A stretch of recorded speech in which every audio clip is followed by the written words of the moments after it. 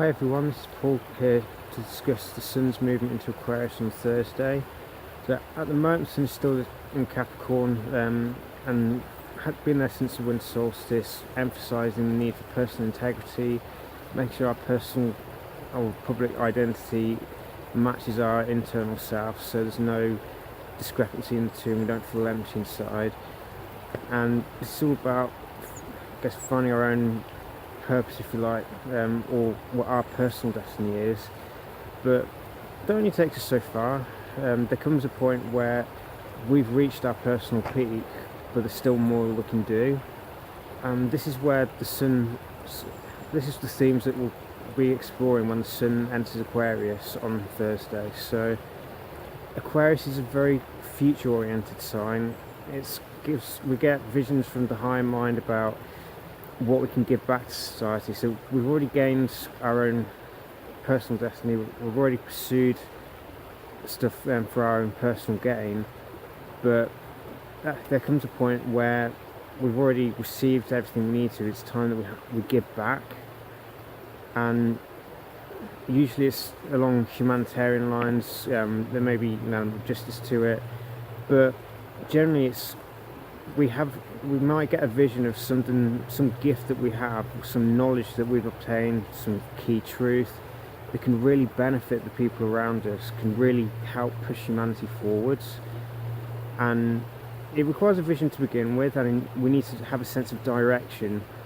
We can't really get the best out of Aquarius if we don't really know what direction we want to strive in. So for that we have to truly know ourselves, and by that I don't just mean know our personality, know our quirks.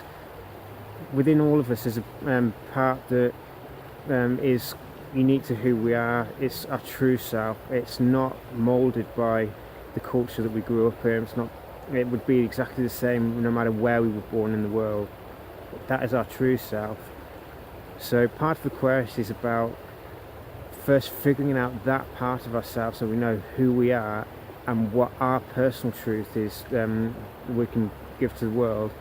Once we know those truths, we can then figure out a set of goals that we want to achieve in line with that truth, that's going to help humanity as a whole and not just ourselves. It's all about humanitarian ideals, trying to give back to humanity, because for the first few signs it's generally all about us as individuals, just developing our individuality and developing our skills and everything like that, and just going for our own personal goals. But at the end of the day we're all part of a collective unconscious. We're all linked together whether we know it or not. We may not feel like it, because we all have occasions where we meet people who just don't vibe with us at all, but it doesn't mean that we're not connected to one another. Everything is linked together in one way or another. We may not know where those links are, more often than not they're hidden, and sometimes we just don't find those links, and that's fine. We don't have to know everything in life, but we need to, once we've pursued our own ends, we need to look at what gifts do we have that we can give back, what humanitarian vision or goal can we create. And once we've done that, we generally find that we need to work with others in order to achieve it. It's not something that one individual can achieve on their own. This is where groups come in. So they could be friends, or they may just be associates with a shared common goal. But we need to know what those goals are first in order to make sure that we attract the right kind of people to us. Because if you want to achieve something, ideally you need to be working with people who are like-minded, have the same goals, and you can work together in order to make something important happen that's going to benefit everyone else around us.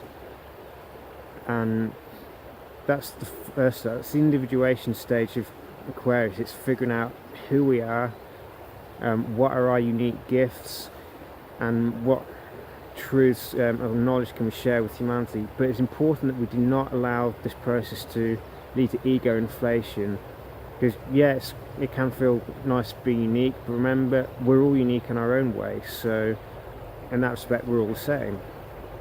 So once we've found who we are, it's important that we don't inflate our egos in the process. But we also don't use that rebellious streak that Aquarius can have to just for the sake of it, because Aquarius is all about truth, it's about freedom, and it's about creating something consciously for the benefit of everyone around us, and not just to revel in our own sense of self-glory.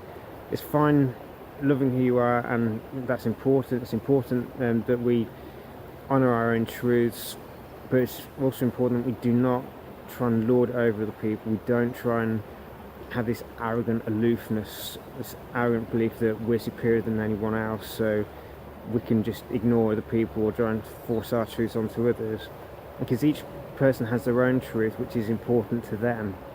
We may not necessarily know what it is to begin with, but that's the whole process of self-discovery and self-realization. We figure out what our truths are in time by doing stuff. Now, in terms of the future, we don't inhabit the future. We might be able to perceive it, but once we've been given a vision of the future, we have to take the actions in the present moment. We need to find the people who have a similar goal to us that we can work together with to build communities of like-minded individuals, because that creates a powerful synergy that allows much more long-reaching goals and visions to be manifested. Because we may be able to do a fair amount on our own, but without a tribe of like-minded souls, there's only so much we can actually achieve. We have to work together as groups for the really big visions to manifest collectively. And it's important that love is a key feature throughout this, because Aquarius can be very detached at times, and the point isn't necessarily detachment. Yeah, we need to not be too attached to everything so that we try and control everything, but we should aim for non-attachment, so we're not in a state of not caring. It's not a case of we've seen a vision but we don't do anything. We care about stuff, but we're not attached to the end result of it. We may see the vision, but we take actions collectively towards that vision to make it manifest. And as long as the vision is a loving one and one that's going to help other people, then we know we're on the right track. But as long as we don't have to sacrifice our own individuality, yeah, we may have certain personal desires that we may need to put aside in order to work together, but we don't lose sight of who we are. It's just we're prepared to compromise within the group to make sure that we all pull together and make things happen towards that final goal.